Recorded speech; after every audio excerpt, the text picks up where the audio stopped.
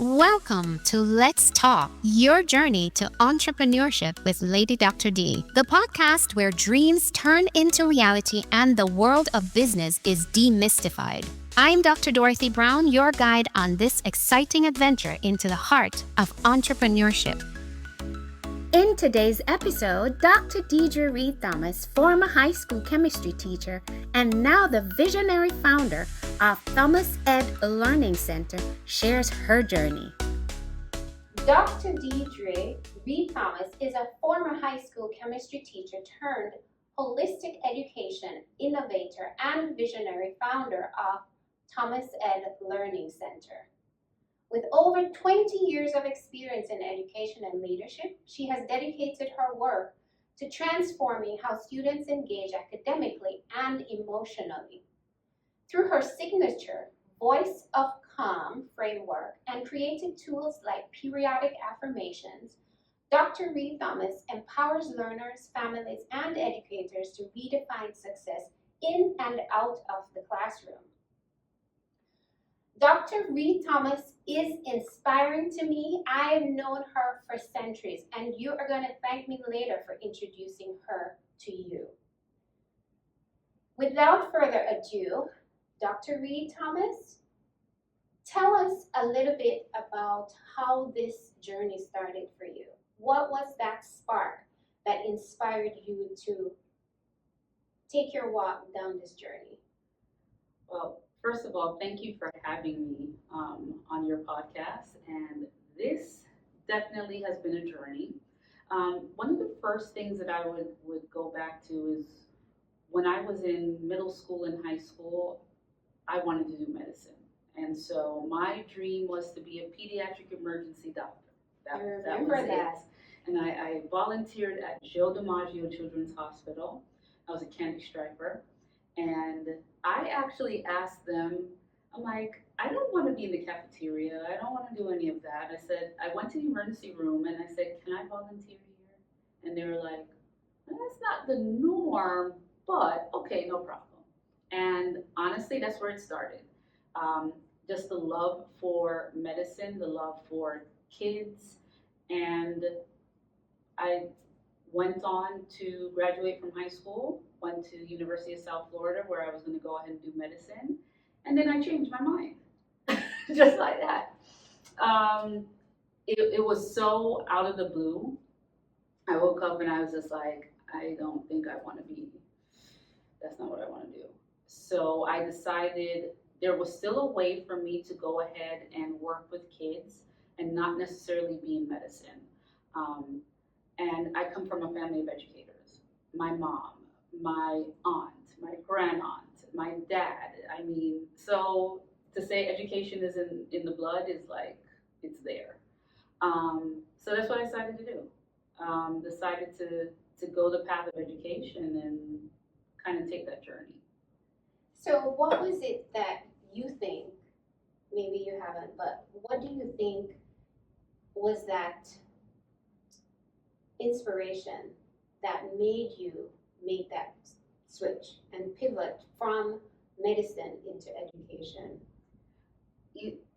I would have to say my mom, because I've seen what she's done in the classroom time after time. Like I actually used to go into her classroom when she was in the elementary school, Rockaway Elementary. And so there are times when I was sitting in the classroom and she was teaching, or I was it FFEA, something, Educators of America.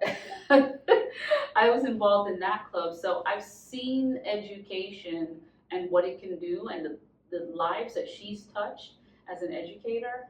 And so I'm like, I can do the same thing and I can work with kids. And so little did I know that the same triage that I wanted to do, the same being able to patch something up and make it work, I could do it in education. I didn't have to be the emergency room doctor. I've done all the same things being an educator. Our journey has been similar in that regard because medicine was my interest from high school, and when I saw when I worked in the pharmacy and saw that I could still be a doctor and have time, because to me then time was of the essence. I wanted time for family, time for fun, time for just extra time, and not be so limited to being always in the emergency or always catering to patients. So very interesting. Share with us now a time when it was a moment of adversity. There was an obstacle in the way, and tell us how you prevailed. I'm sure there are many. I was about to say there's quite a few, but I would take probably the most monumental one for me was getting into this space that has now become ThomasEd Learning Center, and I had my sights set on what I wanted our space to look like. I had a kind of like all the senses. I know what it wanted it to feel like, smell like. I knew the experience I wanted people to have when they walked into the learning center. And just being the type of person that I am, I put it down on paper. I had it sketched out. I had my vision board of this is going to be here and this is going to be there. And we started working on it. Unfortunately, just things were drawn out, and as I started looking at the time and needing to open the learning center, I quickly realized that this was definitely my vision, but I could still have it work and not necessarily have this wall up and that wall up. And so I just decided, let's open up as is and go from there and see where it takes us. And to be honest with you, it was the best decision ever. So I kind of feel like we glossed over a lot of stuff in that early part of your journey. Yeah. So let's kind of like reverse just a little bit, All right. right? Let's reverse a little bit and talk about where did the vision, how you transitioned from being in the classroom. What was that part of your journey like? And how it cultivated ThomasEd learning in your vision. Yeah. Because you know how there are certain things along the journey, that experiences that help to cultivate the ultimate vision. Absolutely. And sometimes the vision may be blurred. And tell me about when ThomasEd learning became crystal clear to you in your vision. Because we talked about the clarity you gained, but we've not talked about the journey to that clarity. Right. So when you read my intro, 20 plus years of experience in public education. So as a classroom teacher, learning team facilitator, what else? A specialist, a math science specialist in the school district, and assistant principal, and then 10 years of being a high school assistant principal. Lord have mercy. But it was great, and I loved working with students. I loved working from the classroom to the district, and then being in an administrative role as a high school assistant principal. I loved it. I loved what I was doing. Reality was that I did want to become a principal, a school principal, preferably middle or high school. And I was knocking on doors. I was interviewing. I was doing all the right things, but the doors weren't opening. And that was hard. So when we talk about a time that was difficult, that would probably be the first major kind of setback. And one of the things that my mom kept telling me, she's like, okay, she knows I'm not a quitter. And so it was just a matter of where are you going to go from here kind of situation. And I decided at a point where I always wanted to be in an administrative role, and I wanted to cultivate the holistic view, meaning the academics and the social emotional are given equal weight. And so I started to think, okay, funny enough, we developed the name ThomasEd from years ago, like how I could work with teachers and do things for their classrooms. So when I reached that point and I said to my mom, I'm just gonna go out and do it. I'm gonna walk away, which was, you're gonna do what? You're gonna leave X amount of time that you've been in education and you're just gonna do your own thing. And I said, yeah, I think this is what I need to do. And she said, okay. The beautiful thing, both my parents supported me in making this decision. And so I now saw where I could go ahead and build ThomasEd Learning Center and have that holistic view. I can now create, which I love to do, and put it into action. So, how far back did that idea of ThomasEd, how far back would you say that idea was in it? I mean, that came into your neuronal space.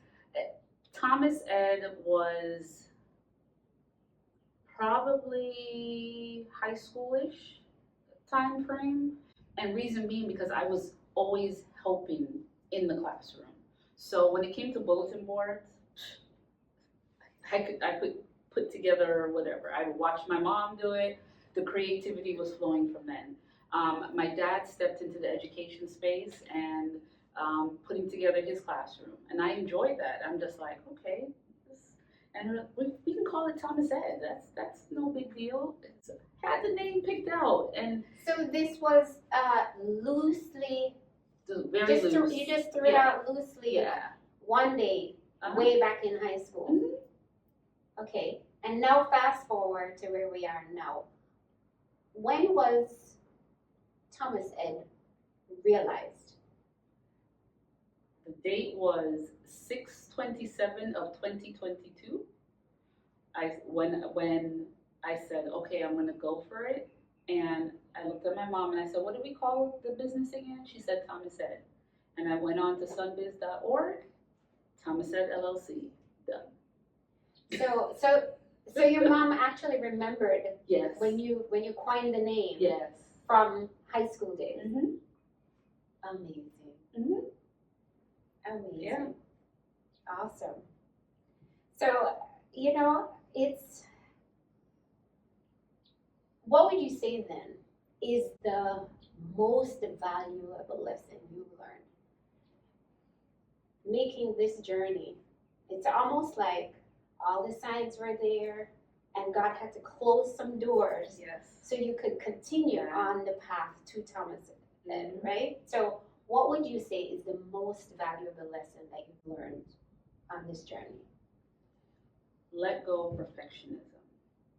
Because, like I said, I have that personality where I want to see completely perfect setup before we hit go. I have had to let that go big time. But the times when I do let it go, it's the unfolding is just, I couldn't ask for anything more.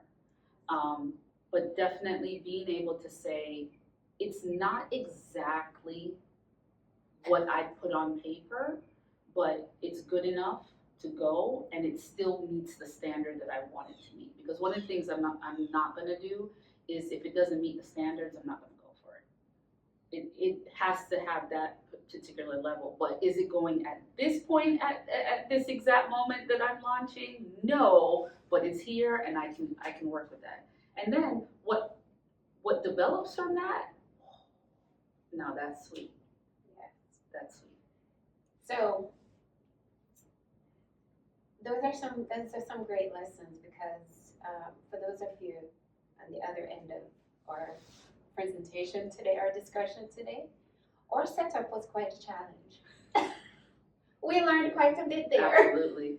Absolutely. Technical Mm-hmm. challenges, Mm-hmm. but we're still learning. Yes. Right.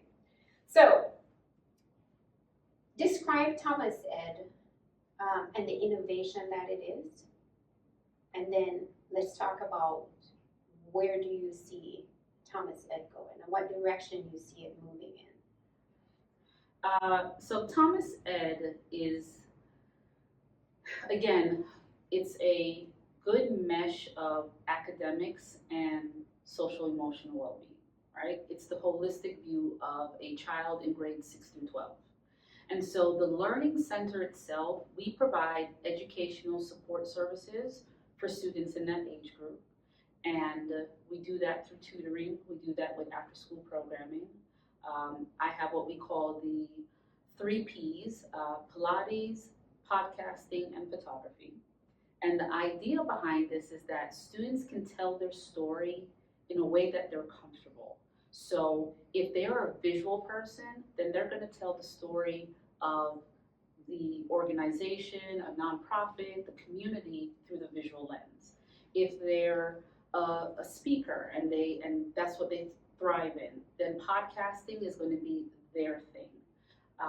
But all with looking through the emotional lens. So there's the empathy portion. Anytime they're going to look at a story or something that they're going to cover, we want the mindfulness piece there. Now, the funny thing is, in building ThomasEd Learning Center, as is, like I stated before, building in the academics, I wanted the biggest periodic table known to man on one of the walls that we have in the space.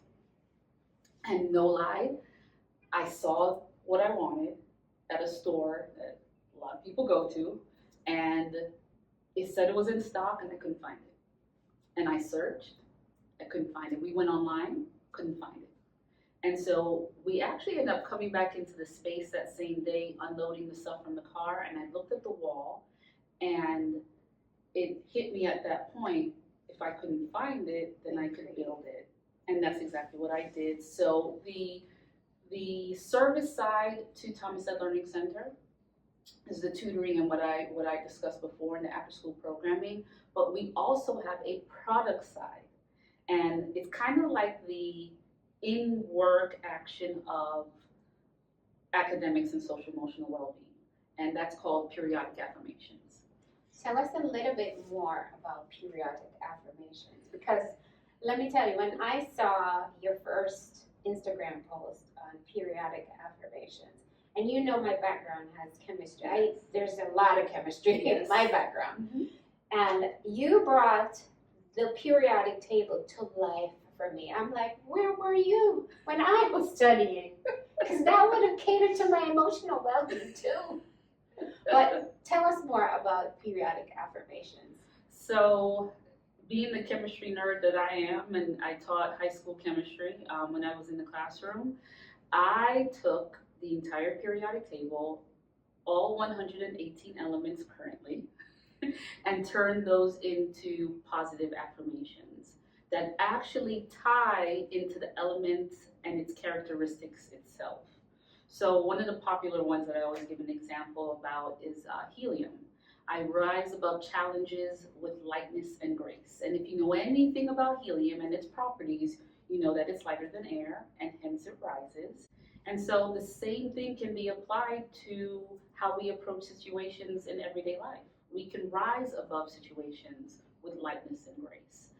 And the idea behind periodic affirmations is that I've given something that is aesthetically pleasing, it meets academics, it meets social emotional well-being. I like to say the formula is simple. That plus that plus that plus that equals periodic affirmations. So now we have 3 signature products. We have our mugs, which have the element itself, and then it has the affirmation on the other side. We have our wall decor, which comes in acrylic and J-bond. All depends on what you want for your space. And you can actually buy these individually. You can buy these as a set of 7, 22, or all 118 elements, depending on the size, 20 by 24s or 8 by 10s. So it all depends on where you want to put it and how you want it to work. But the beautiful thing about these is that it can go in any space. So schools, libraries, universities, medical buildings, pediatrician's office, hospital lobby, you name it, these elements will fit in perfectly. The last thing that we developed was our periodic affirmation deck of cards. And so now it's portable. And so you can take all 118 elements with you wherever you go. They're good for journaling. They're good for teachers when they just want to, you pick up an element for the day and you go with it. So coming soon, there will be a game that goes along with this as well. Awesome. So, interesting, we're talking about these periodic affirmations, and we started off with the cards. The mug came first. So the mug came first, and then the wall decor. And then now we're getting the deck of cards. And then There's soon to become available will be the game. Yes. You talked about journaling, and this incorporates a lot of positivity. Can you talk to me about what that means to you and how that became a part of your journey that you're sharing now through this periodic affirmation product? The funny thing is that when I read any one of the 118 affirmations, it speaks to me. In some shape or form, some situation, there's always an element that I can say, that's me today. It just happens that way. And I think that's the reason why it has such an emotional tie-in for me. Because there are days where I need to tell myself, I'm potassium, I energize and I balance, and I'm keeping this. The pep talks that occur on a daily basis are necessary. I kind of actually wrote this in my journal this morning, because every morning I get up and there's a form of meditation and just getting my thoughts ready for the day. And one of the things I remind myself is to encourage myself. And so these are a constant reminder. It's always, you need the self-encouragement. I mean, to say that every single day you wake up and you've got it and it's there, no, it's not. Reality is you need to encourage yourself, and there are other times when you need more. Sometimes I look at all 118 and I need about 25 of them for one day. But it's there. And that is so true. That is so true, because you just never know. These days, from one day to the next, there's so much unpredictability. It's necessary to have a source of positivity, kind of uplifting and encouraging, so we can keep moving. Anything else you want to share with us today about ThomasEd learning, about your journey, about anything at all? I think the biggest thing that I've noticed, for me, there's been a transformation from the day I decided to step out on my own. Constant expansion. It doesn't stop. The minute you have created something and then you get to the next point, it's not over. You just open the door to something else. And that is what honestly keeps me going every day, because I know when I do reach something that has been a goal and I've achieved it, that there's something else on the other side. There's so much more to achieve or to go for or to experience. The lessons learned have been phenomenal. Some of them made me cry. And then there are others that have just been just pure elation. But every lesson learned was necessary. I will not look at anything and say, I didn't have to go through that. No, it was necessary. There was something in there that's going to propel me to the next level. So, yeah, transformation, expansion. Amen. So, with that, I want to say thank you. thank you for inspiring me to take this step. And thank you because it was just the most appropriate thing to make you my premier guest. No, it's not first, it's premier. And so, thank you. Thank you. I want to also, for those of you out there, I want to summarize for you some of the takeaways that I've gained today, because this journey, the journey of life, I recently heard it described as a river. It keeps flowing. We've talked about where it started flowing for Dr. Reid-Thomas, and we've talked about when there were rocks in the road that she had to either push aside or just step over. And then we're talking about now, as the river flows, how we're maintaining our balance and our equilibrium by affirming ourselves daily, or if you need it, multiple times per day. But you start off, what I heard was you start your day with affirmation, with positive affirmation, in order to be as productive as you're going to be. And also that the expansion that you're experiencing is primarily out of being true to who you are now, because if you had stayed where you were, you would not be experiencing this creativity and this expansion. So to be obedient to just how life is flowing, and to go with it, because God does not take you where He's not enabling you to go. Absolutely. So with that, we want to say thank you for tuning into this first podcast, and we look forward to more interesting, exciting